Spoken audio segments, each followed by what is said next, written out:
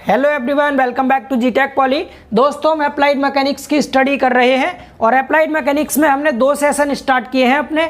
एक सेशन में हम मैकेनिक्स की थ्योरी कंप्लीट करते हैं एंड दूसरे सेशन में हम उसी थ्योरी पर आधारित चैप्टर वाइज एमसीक्यूज की स्टडी करते हैं। तो आज के इस सेशन में हम बात करने वाले हैं चैप्टर वाइज एमसीक्यूज के लेक्चर नंबर 3 की। इससे पहले हम इसके 2 लेक्चर कंप्लीट कर चुके हैं। पहले लेक्चर में हमने 60 एमसीक्यूज लगाए थे जो कि मैकेनिक्स के पहले और दूसरे चैप्टर पर आधारित थे एंड दूसरे लेक्चर में हमने लगभग 30 एमसीक्यूज लगाए थे जो कि तीसरे और चौथे चैप्टर पर आधारित थे। तो इस तरह से अब तक हम 90 एमसीक्यूज कंप्लीट कर चुके हैं एंड आज के इस सेशन में दोस्तों हम बात करने वाले हैं मशीन चैप्टर के एमसीक्यूज के बारे में। तो आज हम मशीन पर आधारित जितने भी एमसीक्यूज बनते हैं सभी को यहाँ डिस्कस करेंगे एंड आज के इस लेक्चर में लगभग हम 60 एमसीक्यूज स्टडी कर लेंगे। लगभग 60 क्वेश्चन आज करने वाले हैं। तो इस तरह से 3 लेक्चर में हमारे लगभग 150 क्वेश्चन कवर हो जाएंगे। इसी तरह से हम आगे तक कंटिन्यू रखेंगे अपनी क्लास को एंड इसके बाद मशीन तक ही मैंने अभी तक आपको थ्योरी पढ़ाई थी एंड इस लेक्चर में आपके मशीन तक के एमसीक्यूज कंप्लीट हो जाएंगे। सभी एमसीक्यूज के पीडीएफ भी मैंने आपको प्रोवाइड किए थे एंड पीडीएफ के लिए आप जीटेक पॉली जो आपका टेलीग्राम चैनल है उसे भी ज्वाइन कर सकते हैं। उसका लिंक मैं डिस्क्रिप्शन में दे देता हूं, तो वहां से जाकर के आप टेलीग्राम चैनल ज्वाइन कर लीजिएगा जिससे कि आपको इन सभी क्वेश्चंस का पीडीएफ भी मिल सके। ठीक है, एंड क्वेश्चन आपके पिछले लेक्चर्स की तरह इंग्लिश एंड हिंदी दोनों लैंग्वेज में रहेंगे। स्लाइड में आपको क्वेश्चन शो होंगे एंड मैं साइड में आपको क्वेश्चन को सॉल्व करूंगा। ठीक है, तो उम्मीद करते हैं आप समझ गए होंगे। तो चलिए अब स्टार्ट करते हैं क्वेश्चन नंबर 1 से आज के अपने लेक्चर को। अगर आप दोस्तों चैनल पर नए हैं तो चैनल को सब्सक्राइब करके बेल आइकन जरूर दबा लें और घंटी वाला बटन इसलिए ज़रूर दबाना है दोस्तों आपको बिकॉज मेरी क्लास रेगुलर नहीं रह पाती है। जैसा कि मैंने आपको पहले भी बताया था, मैं ऑफलाइन क्लासेस भी लेता हूं जिसमें कि एसएससी जेईई के बैच चल रहे हैं हमारे पास अभी, तो उसकी वजह से रेगुलर टाइम नहीं मिलता है। जैसे ही मुझे जितना भी टाइम मिलता है मैं आपके लिए मैकेनिक्स के लेक्चर लाता रहता हूँ। तो इसीलिए आप बेल आइकन दबा लेंगे तो उससे आपको वीडियो का नोटिफिकेशन मिल जाएगा। ठीक है ना, तो बेल आइकन जरूर प्रेस कर लें एंड एग्जाम से पहले आपका मैकेनिक्स में जरूर करा दूंगा कंप्लीट। जैसा कि मैंने कहा था बहुत ज़्यादा कोर्स नहीं बचा है, लगभग 70% हम कंप्लीट कर चुके हैं। केवल 20% कोर्स बचा है जिसमें हमें फ्रिक्शन पढ़ना है और सेंटर ऑफ ग्रेविटी पढ़ना है, बीम पढ़ना है। तो कल संडे है, जेईई के बैचेज बंद रहेंगे तो मैं कल आपको बहुत सारी क्लासेस प्रोवाइड कर दूंगा यहाँ पर। ठीक है, लगभग एक चैप्टर तो पूरा करा ही दूंगा आपको एटलीस्ट। ठीक है, भले ही मैराथन क्लास हो जाए चाहे बड़ी क्लास हो जाए, लेकिन कल मैं आपको बीम चैप्टर कंप्लीट करा दूंगा। ठीक है, तो चलिए क्वेश्चन नंबर 1 से स्टार्ट करते हैं। तो देखिए दोस्तों, पहला क्वेश्चन आपकी स्क्रीन पर आपको शो हो रहा है। फर्स्ट क्वेश्चन में लिखा है 60% दक्षता वाली एक भार उठाने वाली मशीन में 6 किलो न्यूटन का भार उठाने के लिए 200 न्यूटन प्रयास की आवश्यकता होती है। मशीन का वेगानुपात ज्ञात कीजिए। यानी कोई एक लिफ्टिंग मशीन है एंड उसकी हमें इफिशियंसी दे रखी है 60%। तो इफिशियंसी मतलब होता है दोस्तों ईटा, यानी दक्षता दे रखी है कितनी, 60%। इसको परसेंट से हम पॉइंट में लिखेंगे तो 0.6 हो जाएगा, ये 0.60। ठीक है, ईटा की वैल्यू। आगे दे रखा है 6 किलो न्यूटन भार, यानी लोड दे रखा है 6 किलो न्यूटन। लोड को हम W बोलते हैं, कैपिटल W। 6 किलो न्यूटन, इसको न्यूटन में लिखेंगे तो 6000 हो जाएगा, 6000 न्यूटन। यहाँ तक समझ आया। इसके बाद आगे दे रखा है क्या, हमें प्रयास दे रखा है 200 न्यूटन। प्रयास हमारा एफर्ट होता है, P से डिनोट करते हैं 200 न्यूटन। यहाँ तक समझ आया। आगे हमसे वेगानुपात पूछा है, यानी BR की वैल्यू पूछी है, वेलोसिटी रेशियो हमें यहाँ से ज्ञात करना है। वेलोसिटी रेशियो क्या क्या दिया है, इफिशियंसी दक्षता दे रखी है, लोड दे रखा है यानी भार, प्रयास इफर्ट दे रखा है 200 न्यूटन, BR निकालना है। तो BR का फॉर्मूला क्या होता है, तो यहाँ पर हमें ईटा दिया तो ईटा के थ्रू हम BR निकालेंगे। ईटा का फॉर्मूला हम सभी बहुत अच्छे से जानते हैं, मैंने थ्योरी में आपको पढ़ाया था। क्या होता है, MA/BR होता है हमारा ईटा का फॉर्मूला। अब यहाँ से हम MA का फॉर्मूला पुट कर सकते हैं। MA होता है W/P, यहाँ पर था हमारा BR। यहाँ तक समझ आ रहा है। BR को इधर ले जाओ, ईटा को इधर ले आओ, तो BR इक्वल टू हो जाएगा W/P into eta. Clear, values put कीजिए। W का मान 6000 है, अपॉन में P की वैल्यू 200 है, गुणा ईटा का मान 0.660 है तो 0 हटा देंगे, 6 लिख देंगे। ठीक है, यहाँ से अगर मैं इस पॉइंट को हटाऊंगा तो ऊपर 10 से मल्टीप्लाई हो जाएगा। 6 से ये 6 कट जाएगा दोस्तों, कितनी बार कटेगा, 6 से 6 कट गया, 1 बचा, 4 जीरो आ गई पीछे, अपॉन में 200, 2 जीरो कट गई यानी 50 आ गया। वेलोसिटी रेशियो की वैल्यू कितनी आ गई दोस्तों, 50, 50 इसका आंसर हो गया। उम्मीद करते हैं समझ आ गया होगा। एक न्यूमेरिकल क्वेश्चन था, बहुत टफ नहीं था, बट मैंने आपको पूरा समझाया ताकि आपको ये फॉर्मूले सब क्लियर हो सके। पहला क्वेश्चन था इसलिए, जब बार बार करेंगे तो हम डायरेक्ट पुट करेंगे इस फॉर्मूले को। ठीक है, नेक्स्ट क्वेश्चन की ओर मूव करते हैं। क्लियर हो गया सभी को, ये रफ कर दें इसे, आप इसका साथ में स्क्रीनशॉट ले सकते हैं। चलिए नेक्स्ट क्वेश्चन की ओर मूव करते हैं। अब देखते हैं अगला क्वेश्चन अपना। नेक्स्ट क्वेश्चन देखिए, नेक्स्ट क्वेश्चन। तो नेक्स्ट क्वेश्चन भी न्यूमेरिकल क्वेश्चन है, आपकी स्क्रीन पर आपको शो हो रहा है।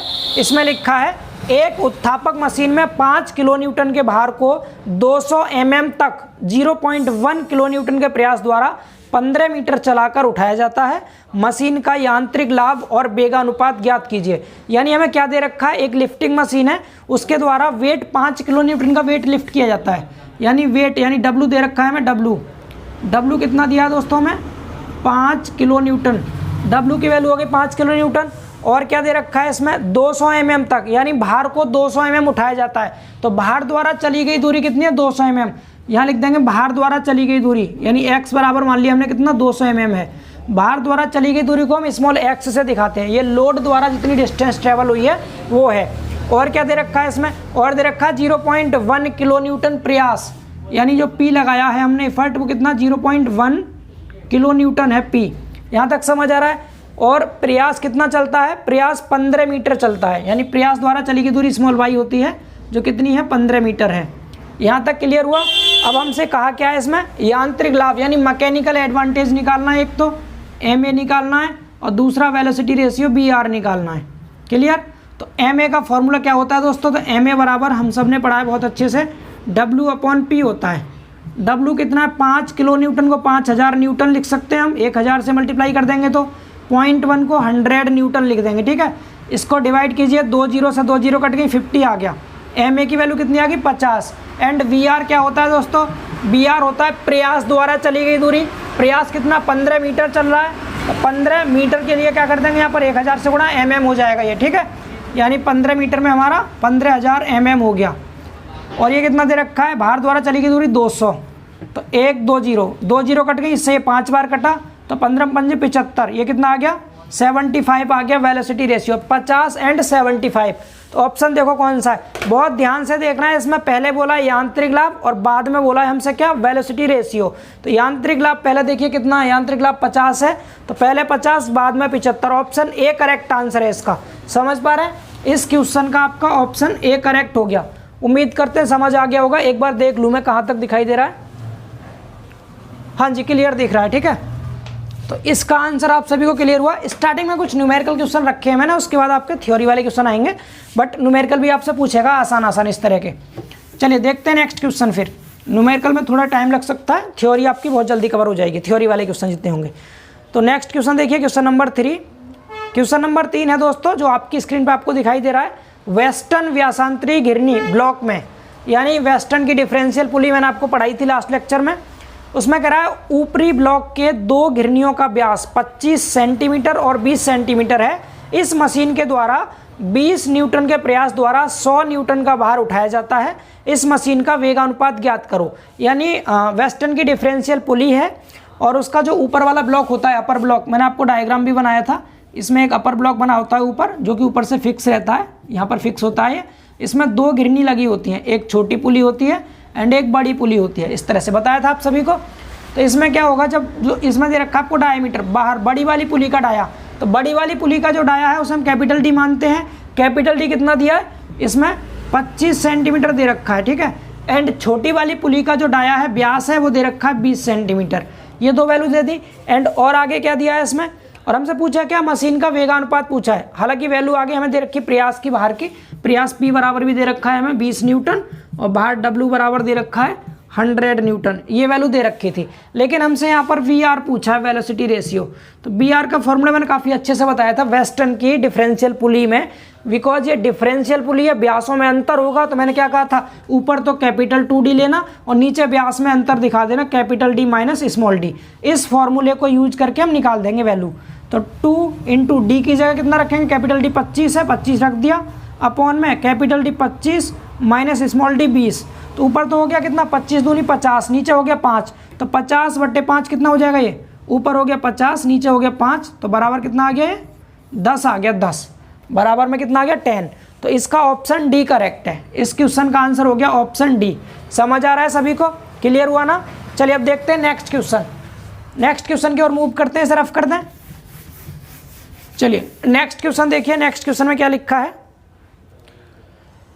हाँ, घिरनियों के तृतीय निकाय में 4 घिरनियां हैं। और एक 160 न्यूटन प्रयास के द्वारा 1800 न्यूटन का भार उठाया जाता है, तब गिरनी का वेगानुपात ज्ञात करो।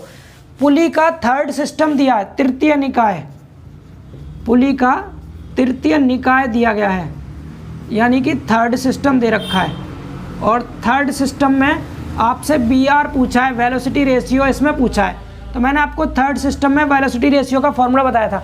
मैंने आपको तीनों सिस्टम बताए थे।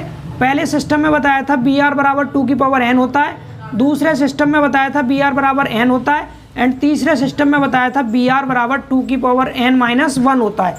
पहले सिस्टम में n जो होता है आपका ये चल गिरनी की संख्या होती है, एंड दूसरे और तीसरे सिस्टम में n बराबर कुल गिरनियों की संख्या होती है। तो ये तीसरा सिस्टम है, इसमें जितनी कुल गिरनियाँ होंगी वही क्या होगा, n की वैल्यू होगी, ठीक है ना। तो BR बराबर तीसरे सिस्टम का फॉर्मूला क्या होता है, 2 की पावर n-1। और इस क्वेश्चन में देख लो आपको n की वैल्यू क्या दी गई है। तो n लिखा है, इसमें 4 घिरनियाँ हैं, कितनी 4 हैं, 2 की पावर 4-1, 2 की घात 4 का मान 16-1 कितना आ गया answer 15। 15 is the correct answer of this question. तो इसका ऑप्शन भी करेक्ट है, जो कि आपका 15 आंसर आ रहा है। समझ आ गया सभी को। चलिए नेक्स्ट क्वेश्चन देखते हैं। अब आपके क्वेश्चन इसी तरह से थोड़ी थोड़ी स्पीड बढ़ाते रहेंगे, आप समझते रहिएगा, ठीक है। नेक्स्ट क्वेश्चन देखिए, नेक्स्ट क्वेश्चन में लिखा हुआ है आपके सामने, पढ़ सकते हैं क्वेश्चन आप। यदि प्रयास द्वारा स्थानांतरित दूरी d है और भार द्वारा स्थानांतरित दूरी स्मॉल d है, तब वेग अनुपात ज्ञात कीजिए। यानी यहाँ पर क्या बोला था, if d is the distance moved by the effort, यानी प्रयास द्वारा चली गई दूरी कितनी है, प्रयास यानी इफर्ट द्वारा चली गई दूरी, प्रयास द्वारा चली गई दूरी कितनी है, कैपिटल D है, एंड भार द्वारा चली गई दूरी, चली गई दूरी, बाहर कितनी दूरी चलता है, स्मॉल d। इफर्ट ने कितनी ट्रेवल मूव किया, कैपिटल D, और लोड ने कितना किया, स्मॉल d। और हमसे पूछा क्या है इसमें हमसे वेगानुपात पूछा है, वेलोसिटी रेशियो निकालना है। आप सभी को फॉर्मूला अच्छे से पढ़ाया गया था क्या, वेलोसिटी रेशियो क्या होता है, यानी प्रयास द्वारा चली गई दूरी और भार द्वारा चली गई दूरी का अनुपात होता है। तो प्रयास द्वारा चली गई दूरी कैपिटल D है, प्रयास द्वारा चली गई दूरी क्या है, कैपिटल D, अपॉन में भार द्वारा चली गई दूरी स्मॉल d। तो आपका आंसर क्या हो जाएगा इसमें, capital D upon small d, यानी ऑप्शन बी करेक्ट है। इसका ऑप्शन बी करेक्ट आंसर हो गया। समझ आ रहा है। चलिए नेक्स्ट क्वेश्चन देखते हैं दोस्तों, अगले क्वेश्चन की ओर मूव करते हैं। और नेक्स्ट क्वेश्चन है हमारा, नेक्स्ट क्वेश्चन न्यूमेरिकल क्वेश्चन है। इसमें लिखा है एक पहिए का व्यास, हिंदी में मिस्टेक है थोड़ा, ये पहिए का व्यास नहीं होगा यहाँ पर, यहाँ होगा एक पहिए और धुरा के द्वारा 48 न्यूटन का भार उठाया जाता है। यानी a weight of 48 newton is to be raised by a wheel and axle, यानी व्हील और एक्सल के द्वारा एक लोड उठाया जा रहा है, एक भार उठाया जाता है। तो ये जो क्वेश्चन है हमारा किसका है, ये पहिए तथा धुरे पर आधारित क्वेश्चन है, पहिए तथा धुरे पर आधारित। और पहिए और धुरा मैंने आपको पढ़ा रखा था, लास्ट लेक्चर में पढ़ाया है, ठीक है। इसमें क्या दिया है, उठाया गया भार दे रखा है 48 न्यूटन, एंड पहिए और धुरे का व्यास क्रम से 400 mm और 100 mm है। पहिए का व्यास मैंने आपको डायग्राम बना के दिखाया था दोस्तों। मैंने क्या बनाया था उस डायग्राम में, मैंने बनाया था सपोज इधर ये कोई पहिया है और इधर धुरा इससे थोड़ा छोटा होता है ऐसे करके, इस तरह से, एंड फिर इसमें स्पंडल लगा हुआ था जो ऊपर नीचे वियरिंग्स लगी हुई थी इस तरह से। थोड़ा आपको जस्ट रिवाइज करा रहा हूँ जिससे आपको चीज़ें याद आ जाएँ। इस तरह से स्पिंडल था, इधर भी क्या था, बियरिंग्स लगी थी दोनों तरफ, इधर भी बियरिंग्स।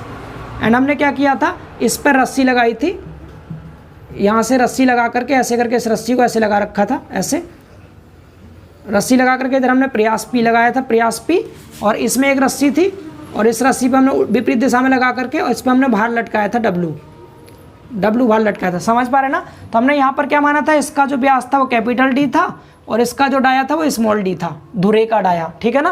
तो यहाँ क्या क्या रखा है, यानी कि पहिए का व्यास कैपिटल D होता है, ज़्यादा होता है, तो कैपिटल D दे रखा है 400 mm पहिए का व्यास, एंड धुरे का व्यास स्मॉल d दे रखा है कितना, स्मॉल d 100 mm।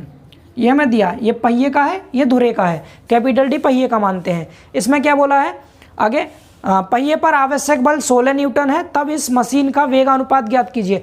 देखिए दोस्तों, इसमें भार और प्रयास की जो वैल्यू दे रखी है सिर्फ आपको कंफ्यूज करने के लिए दी गई है। ऑब्जेक्टिव क्वेश्चन इसी तरह के बनते हैं, हमें जिस चीज़ की ज़रूरत थी वो ये दोनों हैं, क्योंकि BR जब हम निकालते हैं तो उसमें हमें सिर्फ इन दोनों की जरूरत पड़ेगी, कैपिटल डी और स्मॉल डी की। इसमें प्रयास और भार की कोई आवश्यकता नहीं होगी, तो प्लीज़ करके कंफ्यूज ना हो आप प्रयास और भार की वैल्यू को देख करके। अगर हमसे मैकेनिकल एडवांटेज पूछता, यांत्रिक लाभ पूछता, तब तो उसका यूज करते। अब हम केवल इसी का यूज करके क्वेश्चन सॉल्व कर देंगे, ठीक है। तो बी आर क्या होता है, प्रयास द्वारा चली गई दूरी, और प्रयास यहाँ लगता है, तो प्रयास कितनी दूरी चलेगा, पाई डी, और बाहर चलेगा पाई स्मॉल डी। पाई से पाई कट जाता था हमारा, यानी बी आर क्या हो जाता है पहिए और धुरे के लिए पाई कैपिटल डी और पाई स्मॉल डी, यानी प्रयास द्वारा चली गई दूरी एक चक्कर के बराबर पाई डी, ये पाई स्मॉल डी, पाई से पाई कटता है तो capital D upon small D हमारा बचता है यहाँ पर, ठीक है। ये मैंने आपको थ्योरी में पढ़ाया था, मैं फिर भी आपको एक बार साथ में रिवाइज कर रहा हूँ ताकि आपने ना पढ़ा हो तो आप यहाँ से भी समझ सकें। तो पहिए और धुरे के लिए बी आर का फॉर्मूला ये होता है, और कैपिटल डी का मान रख दीजिए 400 है, स्मॉल डी का मान 100 है। तो यहाँ से कितना आ जाएगा ये, तो आपका जो आंसर आ गया 4 आ गया। कितना आ गया दोस्तों, 4। तो इसका ऑप्शन डी करेक्ट हो गया, ऑप्शन डी में दे रखा है 4। समझ पा रहे हैं आप सभी, इसका भी आप स्क्रीनशॉट ले सकते हैं। एंड नेक्स्ट क्वेश्चन देखिए, मैं जो आपको पीडीएफ टेलीग्राम पर प्रोवाइड कर रहा हूँ इसका, वो आपके रिवीजन के लिए है। मैं उसमें आंसर आपको इस तरह से सॉल्यूशन नहीं दिखाऊंगा, तो आप पूरा लेक्चर जरूर देखें ध्यान से, ठीक है, ताकि आप रिवीजन दोबारा करें तो आपको यहाँ से आंसर पहले से आपके पास उपलब्ध हो, ठीक है। चलिए नेक्स्ट क्वेश्चन देखते हैं। बहुत आसान सा क्वेश्चन है, बिल्कुल थ्योरी पूछिए डायरेक्ट। इसमें क्या कहा इन्होंने, यदि कैपिटल डी और स्मॉल डी क्रमशः वेस्टर्न के व्यासांतरी घिरनी ब्लॉक के पहिए और धुरे का व्यास है। मतलब यहाँ पर क्या रखा, वेस्टर्न की व्यासांतरी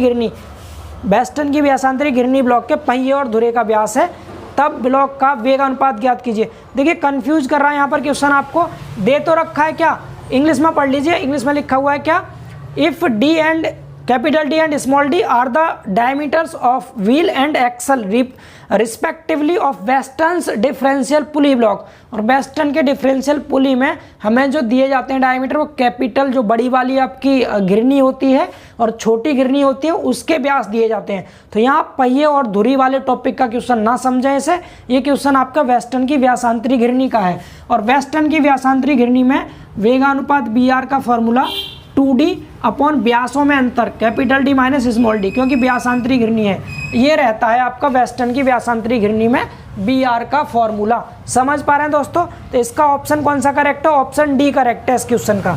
समझ आया, इसका ऑप्शन डी करेक्ट हो गया। नेक्स्ट क्वेश्चन देखिए, नेक्स्ट क्वेश्चन में न्यूमेरिकल क्वेश्चन दे रखा है एक, और इसमें लिखा है एक व्यासांतरी पहिए और धुरे के लिए पहिए का व्यास 25 सेंटीमीटर है, व्यासांतरी धुरे का व्यास 10 सेंटीमीटर और 9 सेंटीमीटर है।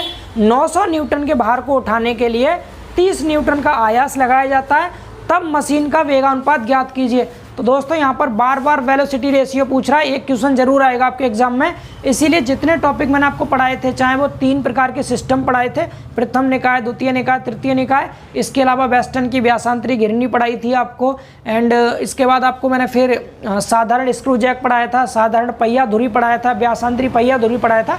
जितने भी टॉपिक पढ़ाएं एक बार जाके देखें, आपको बी आर के फॉर्मूले बहुत आसानी से याद हो जाएंगे। वहाँ से बी आर के फॉर्मूले सभी याद कर लें आप अलग से, तो आपको अच्छा रहेगा। इसके अलावा एग्जाम से 2 दिन पहले मैं आपको एक पूरा बड़ा सा लेक्चर लेके आऊँगा, जिसमें मैकेनिक्स के ओवरऑल केवल फॉर्मूले होंगे और यूनिट होंगी, जिससे कि आपसे फॉर्मूले पूछे जाएँ तो आप डायरेक्टली टिक कर सकें, ठीक है, एग्जाम टाइम पर। तो उसे एग्जाम से 2 दिन पहले लेके आऊँगा एक अच्छा स्पेशल सेशन आपके लिए। बट अभी के लिए आप उस लेक्चर को देख लें जिसमें मैंने ये सभी फॉर्मूले पढ़ाए हैं, जिससे आपको इन न्यूमेरिकल्स को करने में कोई भी दिक्कत ना हो। तो चलिए इसको सॉल्व करते हैं। हमसे क्या पूछा है, इसमें हमें व्यासांतरी पहिए और धुरे का क्वेश्चन है। ये किसका क्वेश्चन है, व्यासांतरी पहिए और धुरे। तो व्यासांतरी पहिए और धुरे में क्या होता है, एक पहिया होता है, 2 धुरे होते हैं। तो जो पहिया होता है इसका तो व्यास मानते हैं हम कैपिटल डी, और धुरे के व्यास हम क्या मानते हैं, एक मानते हैं D1, दूसरा मानते हैं D2। समझ पा रहे हैं। और इस केस में जो हमारा बी आर का फॉर्मूला रहता है दोस्तों, जिस तरह वेस्टर्न की व्यासांतरी घिरनी में क्या था, 2D upon capital D minus small D था, यहाँ पर D1 माइनस D2 हो जाता है, D1 माइनस D2 किस में, व्यासांतरी पहिए और धुरी में बी आर का फॉर्मूला। अब आप खुद देख लीजिए आपको वैल्यू क्या क्या दे रखी है इसमें। इसमें कैपिटल डी का मान कितना, पहिए का व्यास 25 सेंटीमीटर, तो यहाँ हो जाएगा कितना, 2 × 25 25 हो गया, अपॉन धुरे के व्यास देख लो क्या क्या दिए हैं। धुरे का व्यास 10 और 9, यानी 10 दे रखा है और 9 दे रखा है, दोनों को माइनस कर दिया, नीचे एक बचेगा, 50 हो गया। तो बी आर कितना आ गया आपका, 50 आ गया। तो इसका आंसर हो गया 50, यानी ऑप्शन सी करेक्ट है दोस्तों। इसका इस क्वेश्चन का आंसर आपका ऑप्शन सी करेक्ट हो गया। समझ पा रहे हैं सभी। चलिए अब नेक्स्ट क्वेश्चन की ओर मूव करते हैं। नेक्स्ट क्वेश्चन देखिए, इसी तरह से करते चलिए, आप समझते चलिए। ये क्वेश्चन थोड़ा सा अच्छा क्वेश्चन है मेरे हिसाब से, जेई के पर्पज़ से बहुत अच्छा है। मैं जेई में पढ़ाता हूँ जब सेशन, तो मुझे बहुत अच्छा क्वेश्चन लगता, पूछा भी जाता है एग्जाम में। हो सकता है आपके एग्जाम में भी पूछ ले, देख लीजिए क्वेश्चन क्या है। क्वेश्चन है, सामान्यतः अधिकांश मशीनों में जब यांत्रिक लाभ 1 से अधिक होता है तब वेगानुपात होना चाहिए। स्टैंडर्ड क्वेश्चन है, मैं आपको यहाँ दिखाऊंगा कैसे और कितना होना चाहिए। क्या बोला, generally in the most of the machines when mechanical advantage is greater than 1, यानी एम की जो वैल्यू है मैकेनिकल एडवांटेज वो 1 से ज़्यादा है, ठीक है। तो वी की वैल्यू क्या होनी चाहिए अधिकतर मशीनों में। तो अधिकतर मशीन हमारी कैसी होती है, सभी वास्तविक मशीन है, एक्चुअल मशीन। मैंने आपको बताया था आइडियल मशीन एक ऐसी मशीन होती है जिसकी इफ़िशियंसी 100% होती है। यानी इफ़िशियंसी की बात करें हम, तो इफ़िशियंसी का फॉर्मूला आपको क्या बताया मैंने, MA/BR। MA/BR होता है इफ़िशियंसी का फॉर्मूला। हमने कह दिया इसका मान किसका, MA का मान 1 से ज़्यादा है, सपोज मैंने 2 मान लिया 1 से ज़्यादा है तो BR का मान कितना होना चाहिए। अगर हमारी आइडियल मशीन होगी तब तो कम से कम 2 तो होना ही चाहिए, जिससे 2 से 2 कटे तो 100% आ सके आपकी इफ़िशियंसी। लेकिन हमारी वास्तविक मशीनें जो होती हैं वो उनका इफ़िशियंसी जो होती है 100% से कम होती है, दक्षता 100% से कम होती है। केवल आइडियल मशीन की दक्षता 100% से ज़्यादा होगी, तो कम होगी अगर हमारी वास्तविक मशीन की दक्षता, तो BR का मान MA से ज़्यादा होना चाहिए, तभी कम आएगा हमेशा। समझ पा रहे हैं, तो BR की वैल्यू ज़्यादा होगी। जब MA का मान 1 से ज़्यादा, तो BR का मान भी क्या होगा, 1 से ज़्यादा ही होगा। अगर ये कम हो गया तो ये इफ़िशियंसी 100% से भी ज़्यादा हो जाएगी, और किसी भी मशीन की इफ़िशियंसी 100% से ज़्यादा कभी हो ही नहीं सकती। अगर 100% से ज़्यादा हो गई किसी मशीन की दक्षता, तो आप उसको जितना इनपुट दे रहे हैं ना उससे भी ज़्यादा आपको आउटपुट मिल जाएगा। समझ पा रहे हैं ना, तो इसीलिए क्या कह देंगे यहाँ पर हम, आइडियल मशीन की दक्षता 100% होती है, लेकिन वास्तव में जो अधिकतर मशीन है, यहाँ क्या रखा है, सामान्यतः अधिकांश मशीनों में, तो अधिकांश मशीनों की दक्षता 100% से कम होती है, और ये 100% से कम तभी आएगा जब BR का मान MA से ज़्यादा होगा। नीचे वाली संख्या बड़ी होगी तभी तो ये आपका कम आएगा 100% से। यानी अगर मैं 100 से गुणा करूँ इसमें, तो 100% से कम कब आएगा, अगर ये नीचे वाला बराबर होता तब तो 100% आता, ये कम होता तो ज़्यादा आता। लेकिन हमारा नीचे वाला ज़्यादा होगा तभी तो क्या आएगा, 100% से कम आएगा ईटा का मान। इसका मतलब क्या हो गया कि इसका BR का मान भी क्या होगा, 1 से ज़्यादा ही होगा। तो ऑप्शन इसका C करेक्ट है, ऑप्शन C इसका बिल्कुल करेक्ट आंसर है दोस्तों, 1 से अधिक। क्लियर हुआ सभी को जी। नेक्स्ट क्वेश्चन बहुत आसान क्वेश्चन है। अभी आपको फॉर्मूला पीछे मैंने लिखा था, व्यासांतरी पहिए और धुरे के लिए वेगानुपात का फॉर्मूला। व्यासांतरी पहिए और धुरे के लिए वेगानुपात का फॉर्मूला क्या होता है, BR बराबर क्या होता है दोस्तों, तो हम पहिए का व्यास लेते हैं, उसको दोगुना करते हैं 2D, और नीचे धुरे के व्यास का अंतर कर देते हैं, क्योंकि व्यासांतरीय व्यासों में अंतर आएगा। व्यासांतरी पुली होगी, वेस्टर्न की व्यासांतरी पुली, उसमें भी नीचे डिफरेंस आता है, capital D minus small d का। और अगर पहिया और धुरी व्यासांतरी, उसमें भी नीचे अंतर आएगा, नीचे दोनों धुरी का अंतर आ जाता है व्यास का। तो ये BR का फॉर्मूला है। इसका आंसर हो जाएगा, कौन सा करेक्ट है इसका दोस्तों answer, 2D/D1 minus D2, option B correct answer है इसका, ठीक है। नीचे लिखा भी है कैपिटल D पहिए का व्यास होता है, ये वाला बड़ी वाली धुरी का व्यास है, ये छोटी वाली धुरी का व्यास है। क्लियर हुआ। चलिए नेक्स्ट क्वेश्चन देखिए। नेक्स्ट क्वेश्चन, इसका PDF जरूर डाउनलोड कर लेना आप टेलीग्राम ग्रुप से जाकर के, ताकि आपको रिवीजन में हेल्प हो जाए। नेक्स्ट क्वेश्चन में लिखा है, एक मशीन में निर्गत और निवेश के मध्य का अनुपात क्या कहलाता है। आउटपुट अपॉन इनपुट क्या होता है, आपको पढ़ाया था मशीन के सबसे पहले लेक्चर में ही पढ़ाया था। आउटपुट अपॉन इनपुट, ये होता है हमारा इफिशियंसी, दक्षता होता है दोस्तों, ये दक्षता इफिशियंसी। तो ऑप्शन A करेक्ट है आपका, बहुत आसान क्वेश्चन था, ऑप्शन A करेक्ट हो गया। नेक्स्ट क्वेश्चन देखिए, a machine is said to be reversible only when its efficiency is, यानी रिवर्सिबल मशीन की इफिशियंसी कितनी होती है दोस्तों, जो हमारी रिवर्सिबल मशीन होती है, रिवर्सिबल मशीन जिसे हम परिवर्तनीय मशीन कहते हैं, इसकी इफिशियंसी हमेशा 50% से ज़्यादा होगी। रिवर्सिबल का मतलब क्या है, एक ऐसी मशीन जिससे हम प्रयास लगाएं और भार उठ जाए, और अगर हमने प्रयास को हटा लिया तब भी वो जो भार उठा था वो विपरीत दिशा में चल करके कुछ कार्य करने में सक्षम हो। तो ऐसा तभी होगा जब उसकी इफिशियंसी 50% से ज़्यादा होगी। मैंने करके भी दिखाया था थ्योरी में आपको ये। तो इसका ऑप्शन A करेक्ट हो गया, बिल्कुल 50% से ज़्यादा। ठीक है, नेक्स्ट क्वेश्चन की ओर मूव करते हैं। नेक्स्ट क्वेश्चन लिखा है, एक साधारण पहिए और धुरे के लिए वेगानुपात क्या होता है। साधारण पहिए और धुरे के लिए, ठीक है, क्या पूछा है, साधारण पहिए और धुरे के लिए, यानी सिंपल आपसे पूछा है क्या, इसमें सिंपल व्हील एंड एक्सल के बारे में पूछा है। तो जब हम बी आर निकालते हैं दोस्तों इसका, तो आपको बताया था पहिए का व्यास ज़्यादा होता है, पहिया बड़ा होता है, तो यहाँ लिखा भी है नीचे कैपिटल डी पहिए का व्यास है, तो पहिए का व्यास अपॉन किसका, धुरे का व्यास, इन दोनों का अनुपात होता है। क्योंकि पहिए पर प्रयास लगाते हैं, प्रयास द्वारा चली गई दूरी ऊपर आती है, भार द्वारा चली गई दूरी नीचे आती है। थ्योरी में कराया था, आप जाके देखिए एक बार, प्लीज़ करके देख लें आप। मैं एक बार क्लियर कर दूं दोस्तों आपको, ऑब्जेक्टिव क्वेश्चंस की स्टडी करना एक परफेक्ट स्टडी नहीं होती है जब तक कि आपके थ्योरी के बेसिक कॉन्सेप्ट क्लियर ना हो।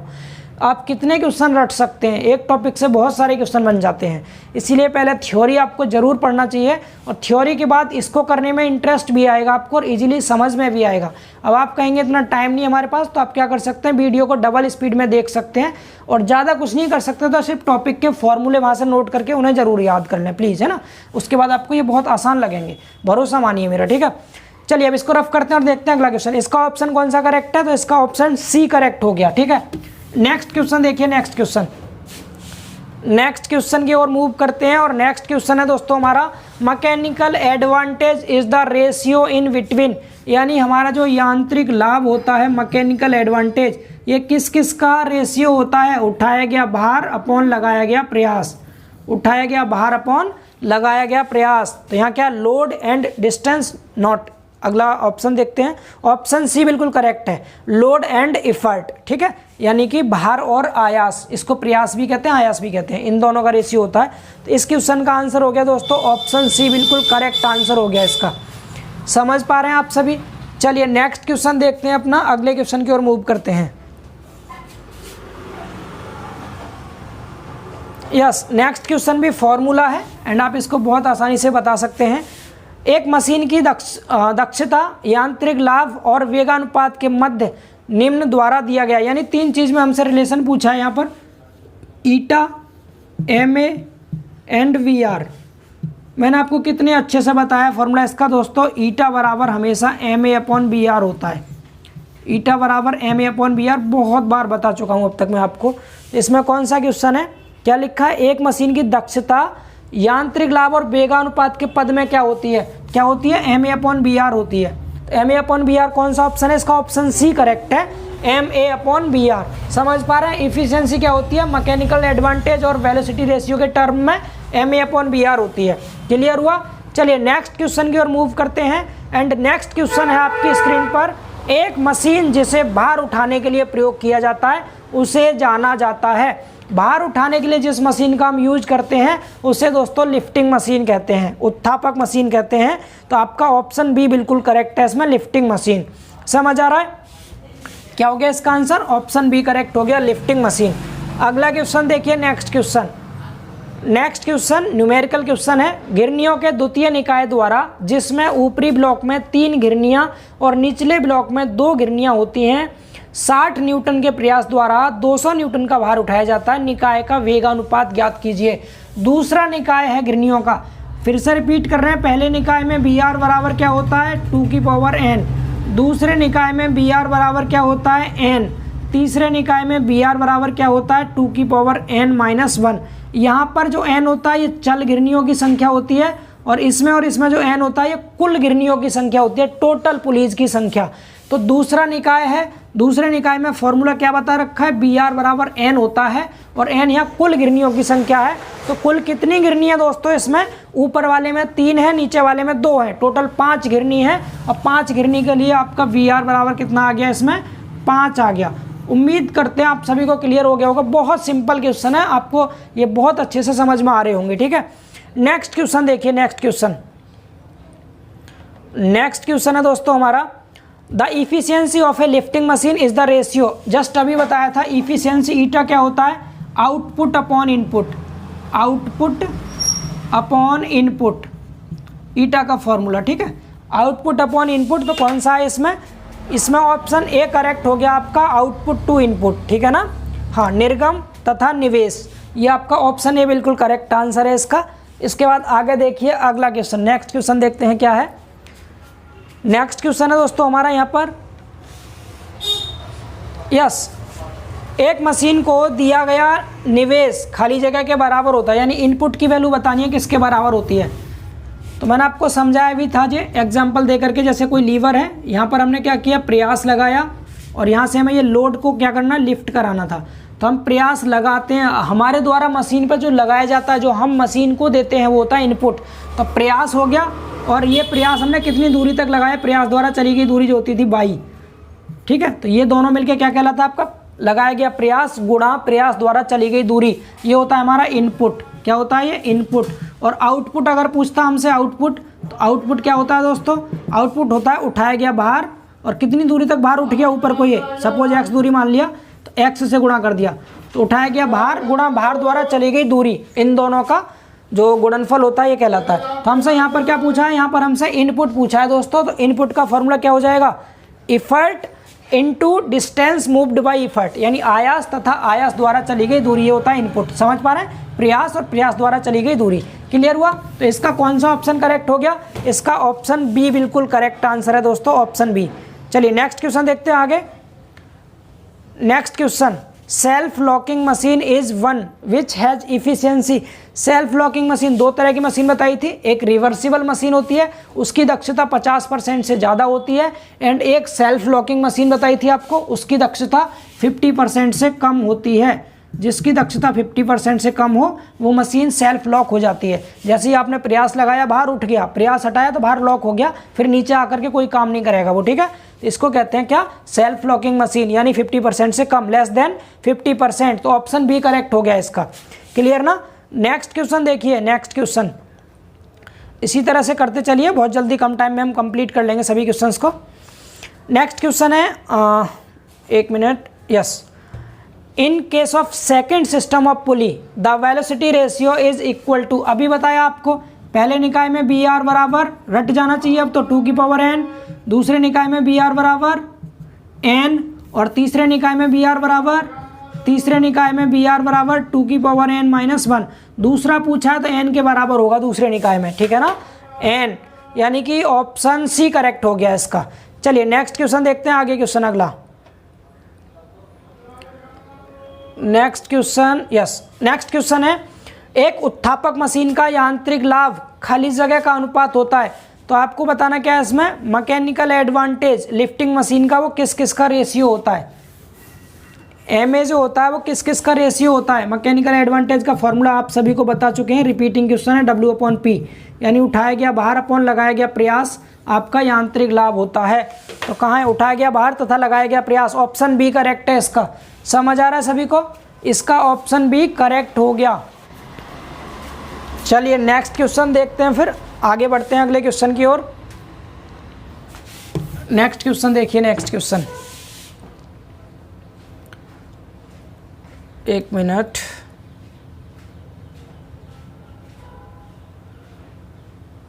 यस, नेक्स्ट क्वेश्चन है, एक निश्चित भार उत्थापक मशीन में 100 किलोग्राम का भार 25 किलोग्राम के एक आयास द्वारा उठाया जाता है, यांत्रिक लाभ ज्ञात कीजिए। यानी हमसे पूछ लिया एमए की वैल्यू क्या होगी, फॉर्मूला क्या होता है, W/P। W की वैल्यू इस क्वेश्चन में कितनी दी गई है दोस्तों, तो उठाया गया भार दे रखा है यहाँ पर ए वेट ऑफ 100 kg, वेट दे रखा है 100 kg, अपॉन में P इफर्ट कितना दे रखा है, इफर्ट ऑफ 25 kg, प्रयास दे रखा है 25 kg। तो काट लीजिए, 4 बार कटेगा तो एमए का मान कितना आ गया, 4। अब आप कहेंगे इतने आसान क्वेश्चन पूछे जाएंगे क्या, बिल्कुल इतने ही आसान क्वेश्चन पूछे जाएंगे दोस्तों। ऑब्जेक्टिव एग्जाम है आपका बस माइंड सेटअप चेक करेंगे आप कितना पढ़े हैं, फॉर्मूले वगैरह सब कुछ आपको याद है अच्छे से या नहीं। बहुत ज़्यादा कैलकुलेशन आपसे नहीं करवाएंगे वो, सिर्फ आपकी मेमोरी चेक करेंगे, आपके फॉर्मूले आपको अच्छे से याद है नहीं, थ्योरी आप पढ़े हैं या नहीं, थ्योरी से क्वेश्चन उठाकर पूछ लेंगे, फॉर्मूले पूछ लेंगे, न्यूमेरिकल छोटे छोटे पूछेंगे, वन लाइनर जो बिना कैलकुलेटर के सॉल्व कर सकें आप, ठीक है ना। इसीलिए आपको बहुत अच्छे से तैयार करना अपनी थ्योरी को। नेक्स्ट क्वेश्चन देखते हैं, इसका ऑप्शन हो गया आपका ए करेक्ट। अगला क्वेश्चन देखिए, नेक्स्ट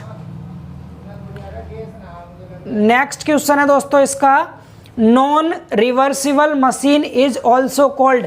नॉन रिवर्सिबल मशीन को ही हम सेल्फ लॉकिंग मशीन कहते हैं, ठीक है, जो स्वतः लॉक हो जाती हैं। एक रिवर्सिबल मशीन होती है, दूसरी सेल्फ लॉकिंग मशीन होती है, जिसे हम नॉन रिवर्सिबल मशीन भी कहते हैं। तो ऑप्शन बी करेक्ट हो गया इसका। समझ आ रहा है? अगर आपने थ्योरी की क्लास देखी होगी तो आप पूरे के पूरे क्वेश्चन मेरे साथ साथ अटेम्प्ट कर रहे होंगे बहुत अच्छे से, क्योंकि सब कुछ जो मैंने पढ़ाया है उसी में से पूछा जा रहा है। देख लीजिए, और ये क्वेश्चन मैंने अपने हाथ से नहीं लिखे हैं, ये स्टैंडर्ड बुक के क्वेश्चन है, ठीक है ना। तो आपको थ्योरी से काफ़ी बेनिफिट होगा। मैं एक बार फिर कहता हूँ कि आपको थ्योरी की क्लासेस जरूर देखनी चाहिए। चलिए नेक्स्ट क्वेश्चन देखिए। नेक्स्ट क्वेश्चन क्या है, इसमें लिखा है an ideal machine is one whose efficiency. Ideal machine की इफिशियंसी कितनी होती है दोस्तों? आदर्श मशीन की दक्षता 100% होती है। आपको पढ़ा चुके हैं हम ये, ठीक है। नेक्स्ट क्वेश्चन देखिए, ऑप्शन डी हो गया इसका आंसर करेक्ट। अगले क्वेश्चन की ओर मूव करते हैं एंड नेक्स्ट क्वेश्चन है हमारा, the velocity ratio of a simple machine is defined as. Velocity ratio, वेगानुपात किसके द्वारा डिफाइन किया गया है? बी आर क्या होता है दोस्तों हमारा? बी आर होता है प्रयास द्वारा चली गई दूरी। बी आर क्या होता है? प्रयास द्वारा चली गई दूरी अपॉन में भार द्वारा चली गई दूरी, या कह सकते हैं प्रयास की जो वेलोसिटी होती है और भार की जो वेलोसिटी है, उन दोनों का रेशियो। तो इसमें कौन सा ऑप्शन है देख लो, प्रयास द्वारा चली गई दूरी ऊपर आएगी। बाई क्या होता है? प्रयास द्वारा चली गई दूरी। एक्स क्या होता है? भार द्वारा चली गई दूरी। तो प्रयास द्वारा चली गई दूरी और भार द्वारा चली गई दूरी। ऑप्शन है इसका, ऑप्शन बी देखिए क्या लिखा है, आयास द्वारा चली गई दूरी बटे भार द्वारा चली गई दूरी। तो ऑप्शन बी बिल्कुल करेक्ट है इसका, ऑप्शन बी। नेक्स्ट क्वेश्चन देखिए, नेक्स्ट क्वेश्चन। मुझे नहीं लगता आपसे मशीन का कोई भी क्वेश्चन छूटेगा आपके एग्जाम में, भरोसा रखिए। आपका मैकेनिक्स में एक भी नंबर नहीं कटेगा। जो पढ़ा रहे हैं अच्छे से पढ़ के जाइएगा बस, ठीक है। चलिए नेक्स्ट क्वेश्चन देखते हैं, नेक्स्ट क्वेश्चन। और अगला क्वेश्चन है हमारा, एक मिनट, स्लाइड ऊपर पहुंच गई। Yes, for an ideal machine, एक आदर्श मशीन के लिए। आदर्श मशीन कौन सी होती है? जिसकी दक्षता 100% होती है। तो दक्षता का फॉर्मूला क्या होता है?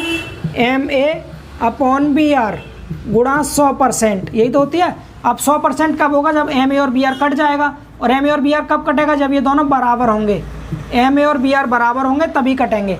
तो इसमें मैकेनिकल एडवांटेज और वेलोसिटी रेशियो आपस में बराबर होते हैं। एक तरह से हम ये भी कह सकते हैं कि इसमें इनपुट और आउटपुट दोनों आपस में बराबर होते हैं। क्लियर ना?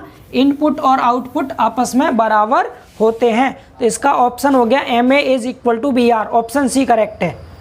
आदर्श मशीन में MA BR बराबर होते हैं, ठीक है। Next question, screw jack are off. Screw jack होते हैं, स्क्रू जैक कितने टाइप के थे? 2 टाइप के थे स्क्रू जैक। कौन कौन से? एक था आपका सिंपल स्क्रू जैक, दूसरा था differential screw Jack.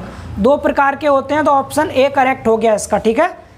Next question की ओर मूव करते हैं। नेक्स्ट क्वेश्चन, एक स्क्रू में 1 सेंटीमीटर लंबाई में 5 चूड़ी कटी हैं।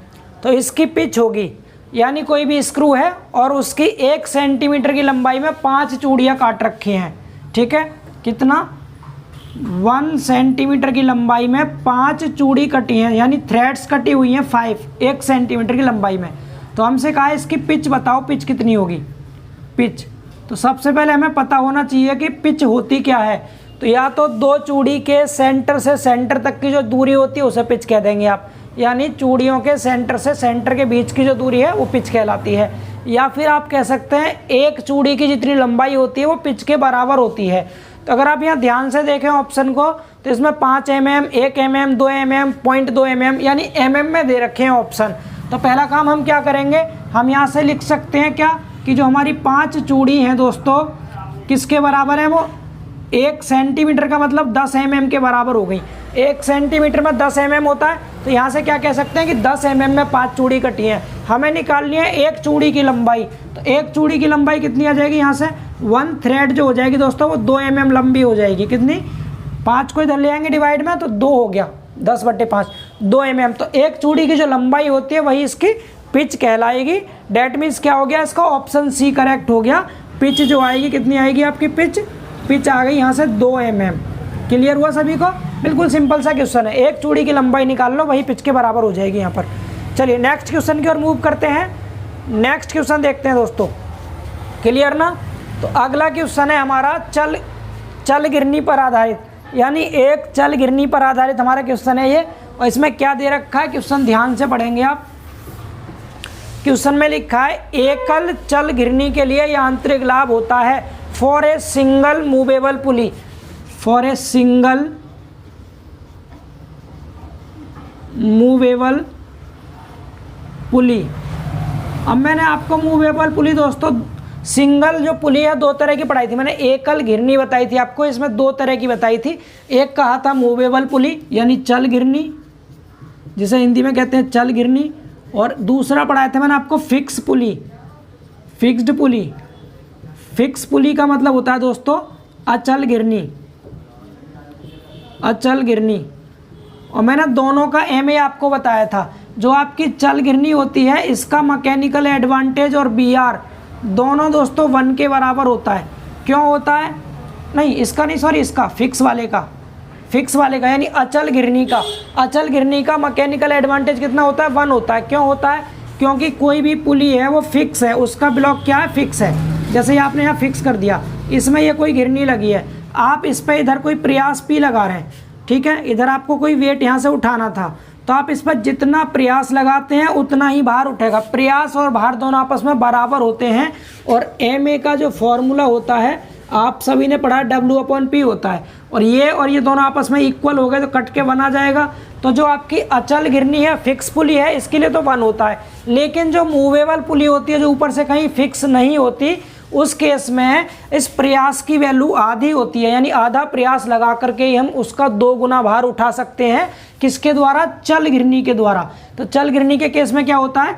चल घिरनी के केस में दोस्तों W जो होता है भार और प्रयास, इन दोनों का जो रेशियो आता है, यानी जो भार ये वाला है ये हम आधे प्रयास के द्वारा ही उठा सकते हैं। भार का आधा प्रयास लगाना पड़ता है हमें, तो W ये है और इसका आधा प्रयास लगाना पड़ेगा W/2, तो कट करके कितना आएगा? 2 आ जाएगा। ये समझ पा रहे हैं? या फिर आप रट लीजिएगा इस चीज़ को, जो चल घिरनी होती है वो ज़्यादा वेट उठा देती है, मतलब 2 गुना वेट उठाती है, इसलिए इसका जो मैकेनिकल एडवांटेज आता है वो 2 आता है, और इसका जो अचल घिरनी है इसका मैकेनिकल एडवांटेज 1 आता है। तो इसमें ऑप्शन देख लो कौन सा है? 1 से कम, 1 से कम तो ना इसमें आता ना इसमें आता, पहला तो बिल्कुल गलत है।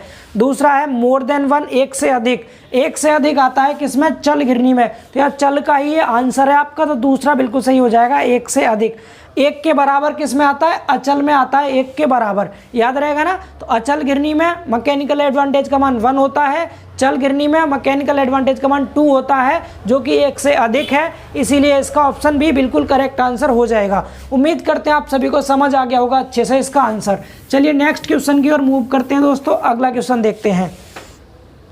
तो नेक्स्ट क्वेश्चन देखिए, नेक्स्ट क्वेश्चन बहुत आसान क्वेश्चन है, ऑलरेडी आप पढ़ चुके हैं इसको। कैपिटल डी और स्मॉल डी क्रम से बड़े और छोटे पुली के व्यास हैं, तो विभेदी पुली ब्लॉक का वेगानुपात बताओ। विभेदी पुली मतलब डिफरेंशियल पुली ब्लॉक। यहाँ वेस्टर्न का नाम लिख के नहीं दिया, लेकिन ये वेस्टर्न की डिफरेंशियल पुली है, यानी वेस्टर्न की व्यासांतरी घिरनी है। इसका दूसरा नाम विभेदी पुली ब्लॉक भी होता है। तो विभेदी पुली ब्लॉक में क्या होता है? ऊपर वाले ब्लॉक में 2 घिरनी लगी होती है, एक छोटी दूसरी बड़ी, और जो बड़ी घिरनी होती है इसका व्यास कैपिटल डी होता है, छोटी वाली घिरनी का व्यास स्मॉल डी होता है, और इसका जो BR का फॉर्मूला आता है 2 capital D upon capital D minus small D आता है, आप पढ़ चुके हैं इसको ऑलरेडी।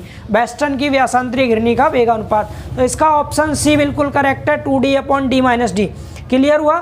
चलिए नेक्स्ट क्वेश्चन देखते हैं, इसको रफ करते हैं। अब थोड़ा स्पीड बढ़ाते हैं ताकि आपकी क्लास बहुत बड़ी ना हो, लेकिन फिर भी 1 घंटे से ज़्यादा का लेक्चर हो जाएगा, क्योंकि 60 क्वेश्चन कर रहे हैं, और अगर मैं यहाँ पर समझाने में आपको 1 मिनट से भी थोड़ा ज़्यादा टाइम लूँगा तो आपका 1 घंटे से ओवर क्लास हो सकती है। प्लीज़ थोड़ा पेशेंस रखें, आपको भी 50 क्वेश्चन करने के लिए एग्जाम में 90 मिनट मिलेंगे, तो मुझे यहाँ 60 क्वेश्चन करने में थोड़ा टाइम एक्स्ट्रा लग सकता है, ठीक है, क्योंकि मुझे समझाना भी है आपको यहाँ। नेक्स्ट क्वेश्चन है, a screw jack used for lifting the load is, यानी भार उठाने के लिए प्रयुक्त स्क्रू जैक है। तो स्क्रू जैक के बारे में पूछा है। स्क्रू जैक क्या है? एक रिवर्सिबल मशीन है, या एक नॉन रिवर्सिबल मशीन है, या एक आइडियल मशीन है, या इनमें से कुछ नहीं है?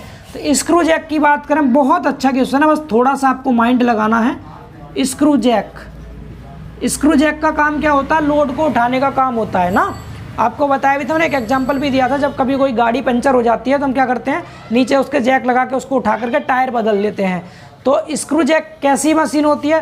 तो पहले आपको ये पता होना चाहिए रिवर्सिबल मशीन क्या है। तो रिवर्सिबल मशीन एक ऐसी मशीन होती है जिससे हम कोई भार उठा दें, प्रयास लगाया भार उठ गया, और जब हमने प्रयास हटा लिया तब भी वो भार विपरीत दिशा में चल करके कुछ कार्य कर रहा है, तो ये रिवर्सिबल होती है, यानी ये परिवर्ती मशीन होती है, ये विपरीत दिशा में चलती है। लेकिन स्क्रू जैक में ऐसा नहीं है। स्क्रू जैक जो होता है आपका, अगर आपने स्क्रू जैक के हत्थे पर, जो स्क्रू जैक में जो हत्था लगा होता है दोस्तों, चलिए मैं डायरेक्टली बताता हूँ आपको, डायग्राम बना के टाइम वेस्ट होगा। अगर हम उसके हत्थे को घुमाते हैं, आपने देखा भी होगा जनरली, तो स्क्रू जैक ऊपर उठ जाता है, और जब हम उसको घुमाना बंद कर देते हैं तो वो रुक जाता है, लॉक हो जाता है वहीं पे, वो दोबारा नीचे नहीं बैठता। अगर ऐसा होता, वो अगर हमने प्रयास लगा के उसको घुमाया और हटा लिया और वो दोबारा से नीचे बैठ जाता, तब तो जो गाड़ी का टायर चेंज करते हैं, कुछ भी करते हैं, तो दब जाते हैं गाड़ी के नीचे। इसीलिए जो स्क्रू जैक है ना आपके, वो ऊपर ही उठ जाते हैं। एक बार आपने घुमा दिया, ऊपर उठ गया, तो वहीं जाके लॉक हो जाते हैं। डेट मीन्स ये सेल्फ लॉकिंग मशीन होती है। स्क्रू जैक क्या होता है? सेल्फ लॉकिंग मशीन है, ये स्वतः लॉक हो जाती है, सेल्फ लॉकिंग मशीन। और सेल्फ लॉकिंग मशीन को हम नॉन रिवर्सिबल मशीन कहते हैं। ये दोबारा रिवर्स नहीं होते जब तक कि इन पर प्रयास ना लगाया जाए, ठीक है ना। तो ऑप्शन बी बिल्कुल करेक्ट है। ये क्या है? नॉन रिवर्सिबल मशीन है, यानी जब हम इन पे प्रयास लगाते हैं तो बाहर उठ जाता है, और जब प्रयास को हटा लेते हैं तो ये लॉक हो जाते हैं, दोबारा से नीचे नहीं आते। दोबारा से प्रयास लगा के इन्हें खोलना पड़ता है, तब नीचे आते हैं। समझ पा रहे हैं ना। तो रिवर्सिबल मशीन वो मशीन होती है जिसमें हम प्रयास हटा लें, फिर भी वो नीचे को आ जाए, विपरीत दिशा में कुछ काम करे बाहर। और सेल्फ लॉकिंग या नॉन रिवर्सिबल मशीन वे होती हैं जिनसे प्रयास हटाने के बाद वे स्वतः लॉक हो जाती हैं, दोबारा रिवर्स नहीं होती। स्क्रू जैक क्या है आपका? नॉन रिवर्सिबल है, ये सेल्फ लॉकिंग मशीन होती है। ऑप्शन भी बिल्कुल करेक्ट आंसर है। उम्मीद करते हैं आपको इस क्वेश्चन का एक्सप्लेनेशन समझ में आ गया होगा। नेक्स्ट क्वेश्चन देखते हैं क्या है। एक अचल घिरनी के लिए यांत्रिक लाभ होता है, जस्ट अभी बताया था आपको दोस्तों, चल और अचल दोनों घिरनी का। चल घिरनी का यांत्रिक लाभ कितना बताया था? चल घिरनी का 2 होता है। चल घिरनी में MA का जो मान होता है वो 2 होता है, और अचल घिरनी में MA का मान 1 होता है। अचल घिरनी, इसमें मैकेनिकल एडवांटेज की वैल्यू 1 होती है, क्योंकि जितना प्रयास लगाते हैं उतना ही भार उठता है। प्रयास और भार दोनों बराबर होते हैं, इसलिए इसमें 1 आता है MA का मान। क्लियर ना। तो इसमें अचल घिरनी के बारे में बात करा तो 1 हो जाएगा। तो ऑप्शन सी करेक्ट है इसका, =1। नेक्स्ट क्वेश्चन देखते हैं, इसको रफ कर दें। नेक्स्ट क्वेश्चन देखिए, इस क्लास से आपके बहुत सारे टॉपिक रिवाइज हो रहे होंगे, ठीक है ना। अगर आपने थ्योरी अच्छे से पढ़ी है तो आपको इजीली समझ में आ रहे होंगे। नेक्स्ट क्वेश्चन देखिए। नेक्स्ट क्वेश्चन है हमारा, यस, पुली के तृतीय निकाय के लिए वेगानुपात होता है। फिर से रिपीट हो गया, पहला निकाय होता है, पहले के लिए BR बराबर 2n, दूसरे के लिए BR बराबर n, तीसरे के लिए BR बराबर 2n-1। ये दूसरा है, ये तीसरा है, तो हमसे तीसरे का पूछा है, तो 2n-1, यानी ऑप्शन डी बिल्कुल करेक्ट आंसर है इसका। सभी को क्लियर हुआ? रट लीजिए अच्छे से, मुझे जैसे रट गए बार बार रिपीट करने से, ऐसे ही आपको इजीली याद हो गए होंगे। चलिए नेक्स्ट क्वेश्चन देखते हैं, इसका अगला क्वेश्चन। एंड अगला क्वेश्चन है इसका, इन actual machine mechanical advantage is. Actual मतलब वास्तविक मशीन, तो वास्तविक मशीन कौन सी होती हैं? जिनकी दक्षता 100% से कम होती है। ऐसी मशीन जिनकी इफिशियंसी 100% से कम हो वास्तविक मशीन कहलाती हैं। और इफिशियंसी का फॉर्मूला क्या होता है? MA/VR, MA/VR गुणा में 100%। अब देखो, अगर ये दोनों बराबर हो तो 100% आएगा, MA अगर ज़्यादा होगा तो 100% से ज़्यादा आएगा, और अगर MA कम होगा तो ये 100% से कम आएगा। किससे कम होगा? BR से। तो MA BR से कम होना चाहिए, मतलब ऊपर वाली वैल्यू नीचे वाली से कम होनी चाहिए, तभी ये 100% से कम आएगा। जैसे ऊपर 1 मान लिया, नीचे 2 मान लिया, इधर 100 से गुणा किया तो 50% आ गया। समझ पा रहे हैं? तो ऊपर वाला क्या होगा? नीचे से कम होना चाहिए, यानी MA BR से कम होना चाहिए वास्तविक मशीन के लिए, क्योंकि इसमें इसकी दक्षता 100% से कम आती है, इसीलिए। ये सब समझ आ रहा है ना इजीली आपको? तो इसका आंसर हो जाएगा कौन सा? लेस देन, नहीं कहाँ गया, हाँ, less than velocity ratio. Option C correct है इसका, बिल्कुल सही आंसर है। वेगानुपात से कम होता है आपका मैकेनिकल एडवांटेज। नेक्स्ट क्वेश्चन की ओर मूव करते हैं। अगला क्वेश्चन देखिए, नेक्स्ट क्वेश्चन, इसे रफ करते हैं और अगले क्वेश्चन देखते हैं। इसमें लिखा है, प्रयास के द्वारा चली गई दूरी एवं भार के द्वारा चली गई दूरी के अनुपात को क्या कहते हैं? वेगानुपात कहते हैं। प्रयास द्वारा चली गई दूरी अपॉन भार द्वारा चली गई दूरी, ये क्या कहलाता है दोस्तों? ये वेगानुपात कहलाता है। VR बराबर प्रयास द्वारा चली गई दूरी अपॉन भार द्वारा चली गई दूरी। अगला क्वेश्चन देखिए, इसका ऑप्शन हो गया आपका कौन सा? ऑप्शन सी बिल्कुल सही आंसर है इसका, वेगानुपात। नेक्स्ट क्वेश्चन देखिए। नेक्स्ट, बाहर बहुत शोर होता है, बहुत तेज़ बोलना पड़ता है, प्लीज़ करके आपको अगर मेहनत थोड़ी भी पसंद आ रही है, हेल्प हो रही है आपकी मेरी मेहनत से, तो वीडियो को लाइक और सभी दोस्तों में शेयर किया करें और चैनल को सब्सक्राइब भी कर लिया करें, ठीक है। चलिए नेक्स्ट क्वेश्चन देखिए, पुली के पहले निकाय के लिए वेगानुपात। पुली के पहले निकाय के लिए वेगानुपात, BR का फॉर्मूला फर्स्ट सिस्टम के लिए 2n, दूसरे सिस्टम के लिए n, तीसरे सिस्टम के लिए 2 की पावर n-1 समझ पा रहा, तो पहला सिस्टम है 2 की पावर n आएगा बी आर का फॉर्मूला।